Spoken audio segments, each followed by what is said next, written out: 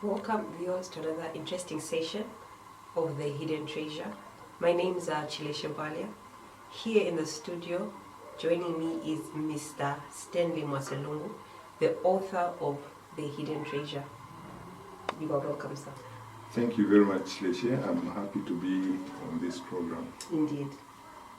In the last interview, we talked about God creating the gemstones. It would be nice if you would explain exactly what you meant by God creating the gemstones. Okay, on the point of God creating the gemstones, what I was literally trying to project to the viewers, to the readers, is the passion that God had on creating these gemstones. So there are people who have a scientific definition, explanation. They will have a theological explanation, which in this case we're talking about God. Then there will be all type of explanations on the creation of gemstones. So on the last part, yes, I remember I talked about God creating the gemstones. So I don't know which direction you want us to take today. Mr. Lungu, before we go into the discussion further, I can see there are a lot of viewers joining us right now. Okay. I just want to welcome the viewers. You can continue watching and kindly subscribe and like our page. Okay, so I would want to ask more. I know in the Bible we have so many stones that have been spoken about. So which ones exactly are the gemstones? Because we know we know common stones like silver, gold and all that, but what are these gemstones exactly? Actually, it's not like gold is a stone, silver is a stone. These are precious metals, and they are precious and semi-precious metals. So in what we've documented in the book, we've basically documented semi and precious stones. Okay. And the difference is the others are metals, these others are made from organic and non-organic matters. Okay. Yeah. Interesting. Interesting, because I never knew they're not stones or they're metals. For me, I look at them as just minerals, and I'm sure most of people out there just know them as minerals. Okay, so where can we get these gemstones, or what are they used for? Okay, Chileshe. Gemstones, I think we've talked about them, I think in the other recordings. Yeah, you see, they're mainly used for adornment and decoration and many other things that actually relate to classes. There are certain classes in society that use gemstones for prestige. They'll wear them as jewelry. They'll use them maybe for healing and for any other purpose. But then, like I said, we've talked about them in the last recording, and I'm very sure they're quite good for adornment. Yeah. Indeed. So I would want to look at books in the Bible, since we're centering these gemstones on what is in the Bible, what God created. Which books can you confirm with us saying this gemstone or that gemstone? Which books talk about these gemstones? Okay, Chileshe, you know, the Bible has actually documented gemstones in about 38 books of the Bible.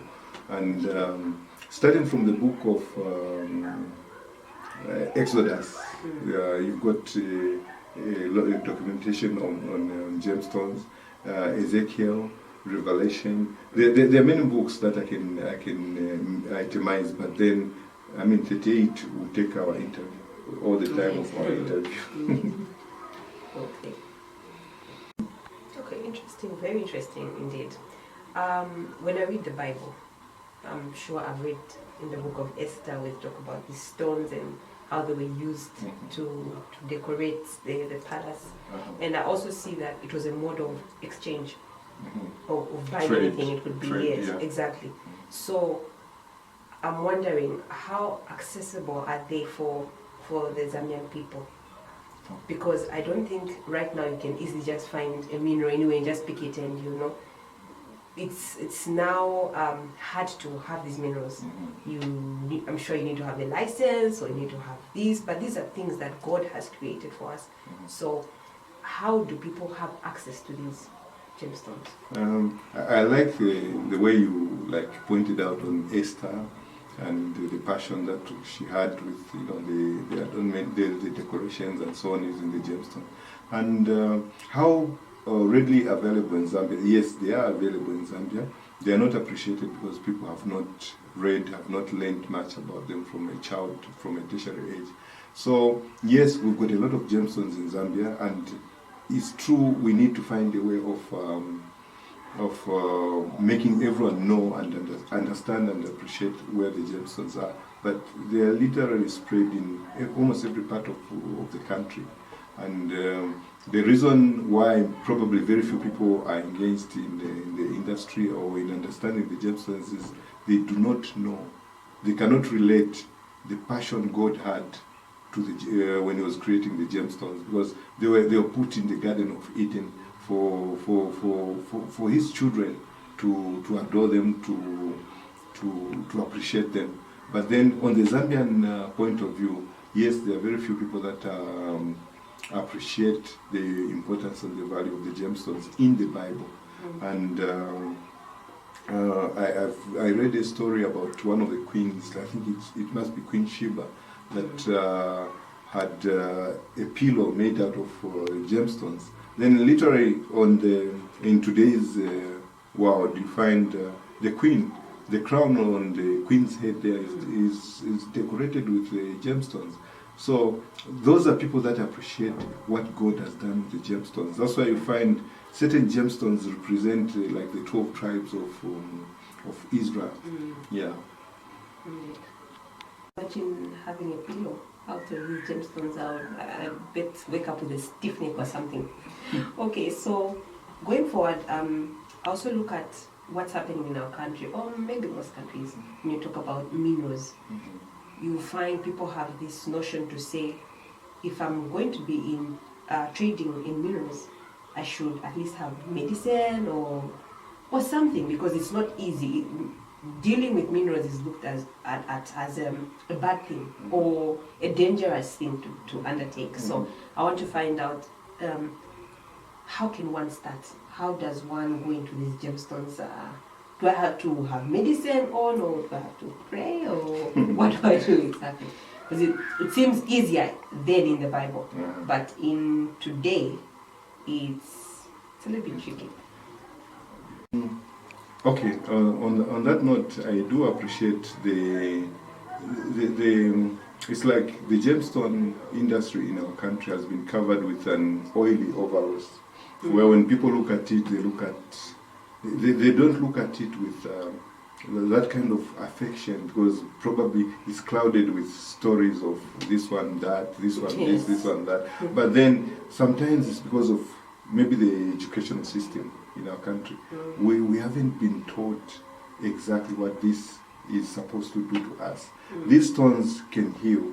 These stones create energy. These stones can emit energy.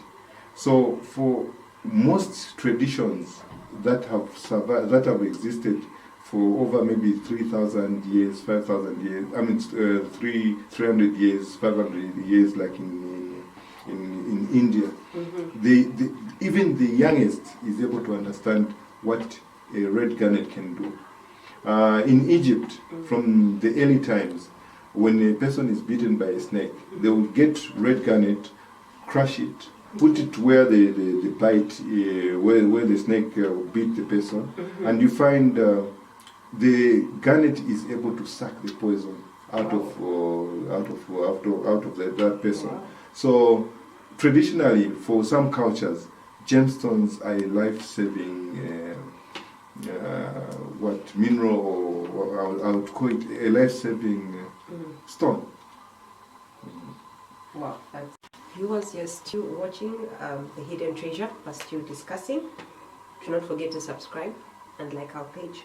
So I'm thinking about it. What about other religions? We've spoken about the Bible having the stones. What about other religions? Is there any information about these stones, or is it just that these stones are for Christians? Okay, Chileshi, that's a good question. And during the time I was doing my research on the book, the data collection and so on, a lot of people were asking me that question. Okay. The irony about gemstones is it's actually universal. Okay. You find when you read the Quran, Mm-hmm. there are a lot of books in the Quran that talk about gemstones.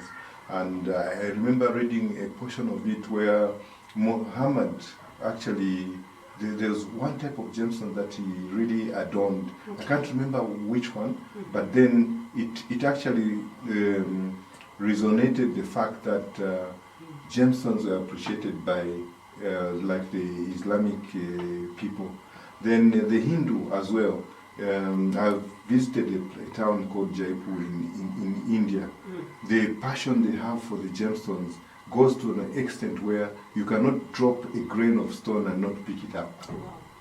So the Hindu religion, the other different religions, they've got their own interpretations of the passion they have for the gemstones. So for me, I look at it as a universal point of connection for people. Yes, because almost everyone will appreciate a gemstone. Sad enough, I mean, it's only in Zambia where we've got so many stones, and then there are very few people that will take interest in loving and appreciating the gemstones. But yes, to answer your question, almost all religions have a passion for gemstones. Mr. Lungu, as we're winding up, I would also want to find out what's the value of these gemstones. Is it just something that someone can just collect as a precious stone? Okay, it's just something that is attractive, or can someone make a living out of this? Can someone say, okay, let me go, today I'm going to Wapula, I'm going to with my sack, I'm going to pack all the gemstones and come back and sell, and I make a living out of it? What's the value of the gemstones? Again, Chilesh, I like the way you're posing the questions. The value of a gemstone, I will relate it to a beautiful woman. Okay. When you can have 5 men, but the beauty that they'll see in that woman may be different. Mm-hmm. So the value of a gemstone is actually, it depends on the beholder. I'll have a piece of emerald with me. Okay. The price that you are going to put in that emerald will be different from the price that I'm going to put. So that's why it's very difficult for the government to come up with a structure that is perfect to say the price of an emerald is so much. Usually they'll give a range. So for all gemstones, it's just a range that they'll give because the price depends on the buyer. It's the one who buys who puts the price. The seller usually has a very difficult position, bargaining position when it comes to buying and selling of gemstones. Again, now you talked about making a living out of gemstones. Yes. There are a lot of people that are making a living out of gemstones. 3/4 of the foreigners that are in Zambia are actually making a living out of gemstones, directly or indirectly. I do not have like statistics to prove my assumption, but most of the people that I've dealt with when I've gone in the field are coming from professional fields, but staying in different parts of Zambia, but buying gemstones. So it's a pity we don't have that leverage as Zambians to be buying and selling, but you can make a living out of it. When you pick one gemstone, you identify a buyer, because that's what business is all about. You have the source and the buyer, then you market your product. It's very easy to make a living out of gemstones, but very risky. It can take you to the clouds. You make so much money, but then suddenly you can actually lose money because it has a pattern. It has troughs and booms. It is up and down. So you need to know the wave of or the demand that time, because you buy a product now, say for instance citrine, yellow citrine, and you sell at a good price. Then you go and buy tons. By the time you come back to the market is down. So most people lose money that way because they do not read the trend, the market trend of specific gemstones. So you need people that can be like a marketing center, that can be guiding the people that are trading to say, now we need this product on the market. I've done consultative jobs with Chinese and other nationals where they tell me what they need. So there'll be a season when they'll be buying a lot of quartz, there'll be a season they'll be buying a lot of aquamarine, there'll be a season they'll be buying different type of gemstones. So making a living depends on the knowledge. So the hidden treasure is about knowledge. It's trying to share the knowledge of the industry so that anyone who wants to participate must come in with the knowledge. Yeah. So, with what you have just given us, I see that you have said it's mostly foreigners who have this knowledge, foreigners that are coming in to trade in gemstones. So, is there anything that the hidden treasure is doing to educate the people out there on the importance of these gemstones, or how they can make a living out of these gemstones? Is there anything that the hidden treasure is doing? Because a lot of people out there might just overlook it or just look at it as a stone, it's fine. But if foreigners are coming in to buy this, then that means there should be value in these gemstones. So what initiatives or incentives, or what are you doing exactly to educate the public out there? What is the hidden treasure doing about this? To start with, the hidden treasure is sponsored by a company in Kitwe called Grizzly Mining. They've sponsored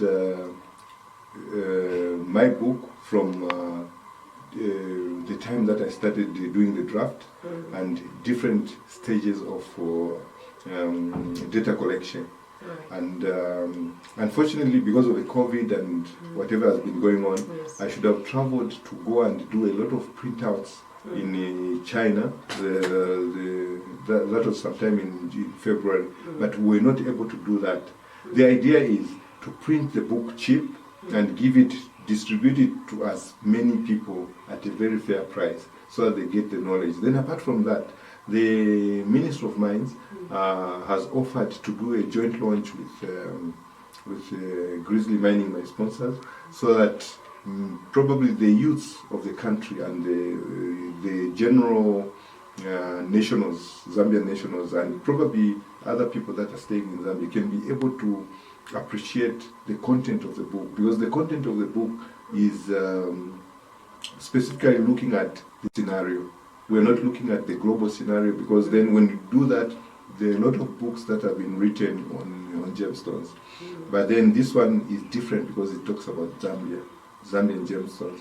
So yes, it's true that we are doing something. And I mean, this forum that we have, it's one of the mediums that we're trying to reach out to the people and educate them about the industry, about the gemstones and so on. So with the help of the government,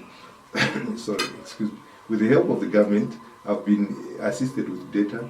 I'll be assisted with the launch, and we've already approached departments in the ministry that are willing to come in when we are launching the book.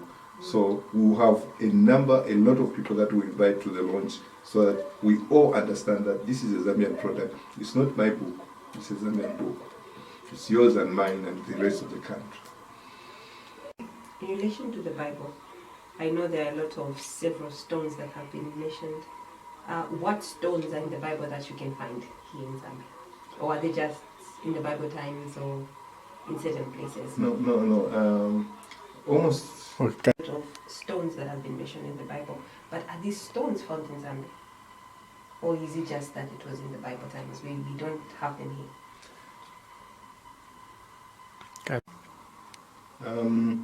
You see, the Bible has a lot of stones that we cannot list, like I said previously. Yes. But then Zambia is a country that has a very good share of the stones that are in the Bible. Probably almost all the stones, because you find the emeralds in the Bible, the beryls in the Bible, you find the turquoise in the Bible, you find the citrines, the amethyst. There are a lot of stones that the Bible has documented that you find in Zambia. Yeah. So yes, most of the stones that are found in Zambia you can actually find in the Bible. Not all of them, but most of them. Then sometimes what determines what is in the Bible and what is on the ground is the definition. Some of the stones we do not know the actual names. So we may think it's not in the Bible. Maybe during the Bible times, it was named differently. But then during our times, maybe they said, okay, this is not actually supposed to be a beryl. It's supposed to be maybe a tourmaline. So, like, I'll give an example. There are stones like green tourmalines that are always mistaken for emerald because the color looks almost the same. Okay. So there are people that will think when they get a tourmaline, they've actually gotten an emerald, and they will appreciate and be happy that, okay, I found something that isn't found in the Bible. But then maybe a tourmaline is not even in the Bible. Yeah. Okay, so where does a person go to know the difference? Because like you said, someone can mistake this stone for that stone. Is there a place here in Zambia where I can collect stones and say, okay, what's the value for this? What is this called? Because I'm sure most viewers out there do not know which stone is which. You see, the reason why we've got the Ministry of Mines is to assist anyone that is not too sure of what they are doing in the industry. The Ministry of Mines has departments. There's a survey department, there's a mineralogy department, there's a I think it's called a geological department or geology department. Okay. So for one to engage and one to trade in the gemstones, you have to know which department you're going to go to. So for instance, if you are going to look for mining rights, you want to find a mine where you can trade and you can where you can be mining, you go to Cadastre. Cadastre is a department that literally deals in land markings for minerals. So for identification, there's a department where you can go to where they will test the stone. They've got different types of testing kits that they have there, depending on the type of stone that you take there. You find refractometers, you find microscopes, you find just different gadgets that they use to test this, to actually identify the stones. So when you're not too sure what you're dealing in, go to the Ministry of Mines. Or you can go to University of Zambia. I'm sure there are departments where they are able to test as well. Because for a stone, what they test mainly is the hardness and the chemical content in the stone. For instance, quartz. Quartz is a mother stone for different types of quartz. Amethyst is a quartz, honey citrine is a quartz, and what makes them different is the chemicals that make up the stone.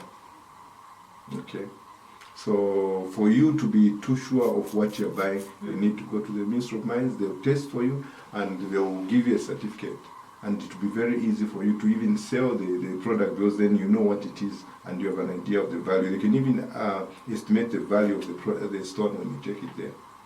Yeah. So Mr. Lungu, I think in the next interview it would be very nice if you would bring the minerals here so that people would know which mineral is which. Because like you said, there's this mineral, that mineral. Even I am thinking, okay, there's so much information I wouldn't even know what mineral is what. So it'd be good to have a display so that you show us this mineral, that mineral, and this mineral. So I don't know if you have them readily available for display so that all the viewers are able to see that. Yes, definitely. I can collect samples from different sources. But then I think in the near future, I would want companies to bring products that we can actually talk about on the set. That would be one way of marketing the other small scale miners. Yes. Even the larger mining companies. Yes. I'll try to talk to a number of them. At least I'm already in the records of grizzly mining. Probably I can go to management and ask them to give me different types of emeralds, so that maybe I can bring them on the set. Then we see how we can talk about them, how we can describe them, and at the same time connect the stones to the source. Because what is not there now is people don't know where these things are coming from. So probably if you come on this forum and then we bring maybe a citron from Mansa, an aquamarine from Ndazi, we'll be able to say this stone is coming from this source. So it will be very easy for our viewers to be able to trail the source and know where these respective gemstones are coming from. Viewers, thank you so much for joining us for this discussion. I'm sure we will have several sessions where we can have the knowledge and know more about gemstones and see how we can all get involved in Zambia. Mr. Lungu? Thank you very much, Chilesh. I would like to also apologize to my viewers because for some time we haven't uploaded anything on our page. We had experienced some problems with the operations of the page and the sourcing of information. But then we've worked on it, and we are hoping this time will be a little bit more consistent with the uploads of whatever we're going to be documenting or discussing on the Hidden Treasure YouTube page. So like our page, subscribe, and then probably we can interact more as we go along, like Chilesh has actually stated and pleaded with the viewers. Indeed.